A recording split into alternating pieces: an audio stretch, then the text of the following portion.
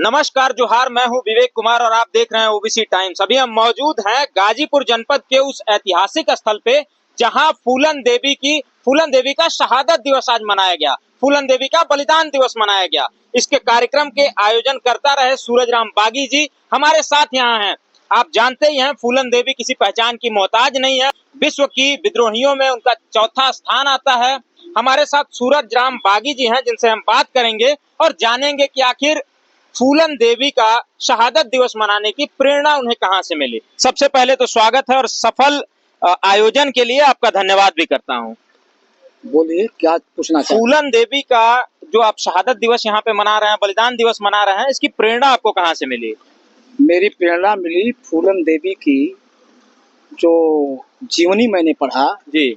जीवनी के माध्यम से मुझे ज्ञान हुआ कि फूलन देवी ने जुल्म के खिलाफ भारत की एक ऐसी सशक्त महिला थी जो उसका बदला अपने हाथों से लिया। उन जुल्मियों का, सामंतियों का, जिन्होंने उनके साथ दरिंदगी का शिकार बनाया था। और फूलन देवी को मैं और नज़दीक से जाना जब उनके गांव गया, उनकी माँ से मिला, उनकी बहन से मिला। और फूलन देवी को मैं गाजीपुर के ऐतिहासिक धरती पर भी बुलाया था और बहुत बड़ा कार्यक्रम लंका के मैदान में हुआ था। और उनकी बातचीत से सुन करके ये लगा कि फूलन देवी बहुत शक्तिशाली महिला है जो किसी से झुकने वाली नहीं है। इसलिए उनका संदेश जन जन में पहुंचाने के लिए हर साल यहाँ कार्यक्रम हम कराते हैं। अच्छा, ये गाजीपुर जनपद है। गाजीपुर में मैंने देखा आपने जो कार्यक्रम कराया इसमें तमाम महिलाएं थी, पुरुष थे, बच्चे थे, छात्र थे, नौजवान थे। तमाम महिलाओं में क्या इसका कुछ प्रभाव खासा पड़ रहा है? यहाँ जुल्म के खिलाफ क्या महिलाओं ने लड़ना सीख लिया है? बहुत बहुत ज्यादा। अगर सीखती नहीं तो कार्यक्रम में आती कैसे? और सिखाने के लिए ही कार्यक्रम में आ रही महिलाएं। और उनका कर्तव्य है कि हर नारी फूलन देवी की तरह बन जाए ताकि जुल्म का शिकार न बन पाए। यही उद्देश्य है फूलन देवी का। और ललकारती भी है कि अगर शासन और प्रशासन, सरकार अगर जुल्मियों को न्याय नहीं दे पाता है, उनको सजा नहीं दे पाता है, तो स्वयं आगे बढ़ करके सजा देने का काम करें। फूलन देवी का जो न्याय पाने का तरीका था, कहीं ना कहीं आज के समय में संविधान की दृष्टि से देखा जाए तो वो गलत था। और आज के समय में जो महिलाओं के साथ, छोटी छोटी बच्चियों के साथ वही चीजें दोहराई जा रही है, वही जुल्म, जाति, अत्याचार किया जा रहा है, लेकिन वो फूलन नहीं बन पा रही है। इसके पीछे क्या कारण है? देखिए, बनेगी। अभी अंधविश्वास की शिकार बहुत महिलाएं हैं। बाबाओं के चक्कर में जाकर के मर जा रही हैं। असली ज्ञान के मंदिर में नहीं आ रही हैं। हम लोग कोशिश करते हैं ज्ञान का मंदिर जो है फूलन देवी के यहाँ जो मूर्ति लगी है जगह जगह वहाँ जाएं और फूलन देवी को पढ़ें, अपने घरों में उनका चित्र लगाएं, तब उनको लगेगा कि हमको लड़ना चाहिए। अभी आप कह रहे थे कि संविधान के हिसाब से न्याय नहीं है, मिल पा रहा है। मिलेगा न्याय। बुलडोजर का संविधान के हिसाब से न्याय दिलाता है? एक संवैधानिक पद पे रहते हुए बुलडोजर का इस्तेमाल कहने कहीं गलत है। एकदम गलत है। अगर बुलडोजर चलाना हो किसी को तो अभी आपके बेचू के अंदर 3 जो ITI सेल के भाजपा के नेता थे, IT सेल के, उन्होंने क्या किया? योगी जी की हिम्मत नहीं कि उस पर बुलडोजर चला दे। उनके घरों पर, उनके घरे पर बुलडोजर नहीं चलाते हैं। वो जो महिला थी जो विस्कित बानो, हाँ, गुजरात की, उस बलात्कारियों को छोड़ दिया गया। तो आज नहीं तो कल वो भी फूलन देवी बनेगी। और न्याय नहीं मिलेगा भारत के संविधान से, भारत के कोर्ट से, अदालत से, तो फूलन देवी बनेगी।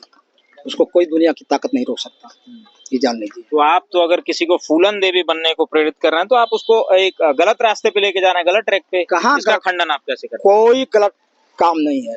जो मुझे मारेगा हम उससे मारेंगे। अगर सरकार न्याय नहीं देगी तो ईंट का जवाब पत्थर से हम देंगे। कहीं ना कहीं आप मानते हैं कि जब शासन, प्रशासन, न्यायपालिका, कार्यपालिका, ये तमाम चीजें जब विफल हो जाती है तब कोई इंसान या कोई औरत, कोई लड़की फूलन बनती है? जी हाँ, एकदम।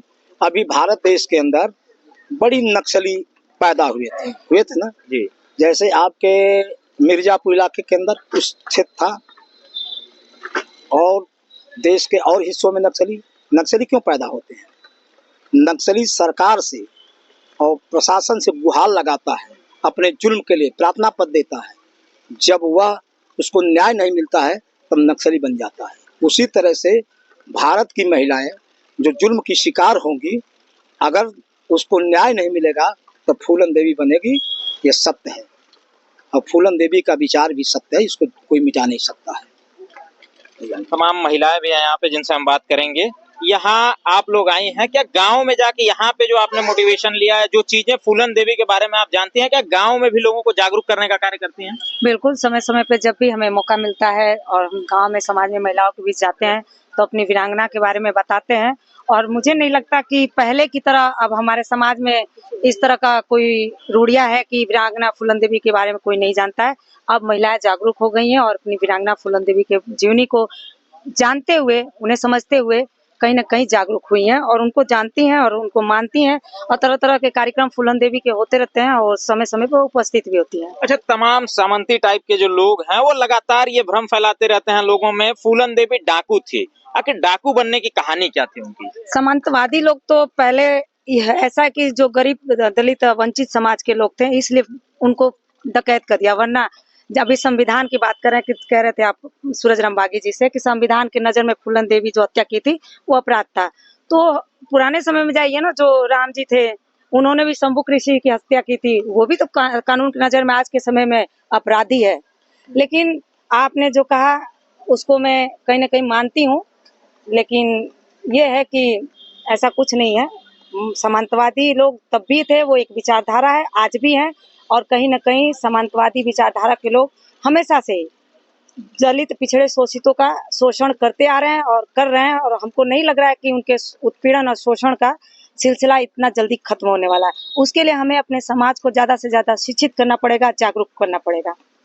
क्या लगता है कि जो फूलन देवी की लगातार आए दिन, क्योंकि मैंने प्रदेश में मैं घूमा हूँ, लगभग बहुत कम जगहों पे फूलन देवी की जयंती मनाई जाती है।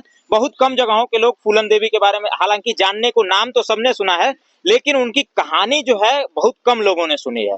बहुत कम जगहों पे मनाई जाती है। गाजीपुर में मनाई जाती है, तो क्या लगता है, गाजीपुर तो वैसे भी क्रांतिकारियों की धरती, वीरों की धरती रही है, तो यहाँ लगता है कि यहाँ की जो महिलाएं हैं कहीं ना कहीं शोषण के विरुद्ध आवाज उठाने लगी हैं? जरूर उठाएंगी, क्योंकि हर महिलाओं को दबाया, जहां महिलाओं को दबाया जाएगा वहां अपने हक के लिए महिला लड़ेंगी।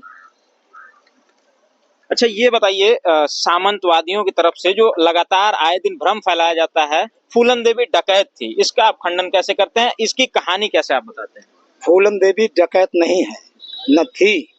फूलन देवी को भ्रम फैला करके डकैत कहा गया। जीवन में किसी के घर में डकैती नहीं डाली किसी की। फूलन देवी रॉबिन हुड थी। अगर किसी यहाँ पत्र लिखती थी बड़े लोगों को, पत्र लिख करके वो मांगती थी कि बाबूजी आपके पास 5 लाख रुपया है तो मुझे भी जीने खाने के लिए उसमें से 1 लाख दे दीजिए। प्रेम से मांग लेती थी, खाने के लिए मांगती थी। डकैती संगीनों के बल पर डकैती कभी नहीं किया, ना डकैती का इतिहास उसके, वो बनावटी है। सामंतों ने बना करके उनको डकैत बनाया, ये जान लीजिए। कभी उसने गलत काम नहीं, जीवन में गलत काम नहीं किया, ये जान लीजिए। हमेशा जुल्म के खिलाफ लड़ी। और सामंतशाही जब उस जमाने में चरम थी, जब चारपाई पर बैठने का अधिकार नहीं था, ये जान लीजिए, बोलने का अधिकार नहीं था, छुआ पानी पीने का अधिकार नहीं था, और उनके यहाँ थाली में खाने का अधिकार नहीं था, तब फूलन देवी संघर्ष कर रही थी और उसी जमाने में उनको डकैत बनाया गया। अच्छा, ओबीसी समुदाय में तमाम जातियां आती हैं, लगभग 34-3500 के आसपास जातियां आती हैं। क्या ये सभी जातियां आज के समय में फूलन देवी को अपना एक रोल मॉडल, आइडल स्वीकार करती हैं? एकदम करती हैं। तमाम दलित और पिछड़ी जातियां, जैसे डॉक्टर भीमराव अम्बेडकर ने संविधान बनाया, संविधान के सारे लोग मानते हैं। और वही सामंती जो संविधान को नहीं मानते हैं, संविधान की कसम खाते हैं, उसका संविधान को जलाते हैं। हाँ, और वही फूलन देवी को नहीं मानते हैं, वो इस भारतीय संविधान को नहीं मानते, न अम्बेडकर को मानते हैं। झूठे अम्बेडकर की मूर्ति पर जाएंगे, फूल माला चढ़ाएंगे, लेकिन काम दूसरा करेंगे। तो मानने वाली फूलन देवी को करोड़ों की संख्या में है। हिंदुस्तान में नहीं, दुनिया के अंदर मानने वाली फूलन देवी, हाँ पूरे विश्व में मानने वाली। और विचार आप कह रहे हैं ना, फूलन देवी समाजवादी विचारधारा को अंगीकार किया। दुनिया की सबसे अच्छी विचारधारा समाजवादी विचारधारा, जो जुल्म के खिलाफ लड़ने का साहस देती है, उसको अपने शरीर में उतारा और आज समाजवादी विचारधारा पूरी दुनिया में है और दो विचारधारा का द्वंद्व चलता है, एक पूंजीवादी एक समाजवादी विचारधारा। और समाजवादी विचारधारा को मानने वाली फूलन दी और उसी विचारधारा से वो सांसद भी बन गई 2 बार।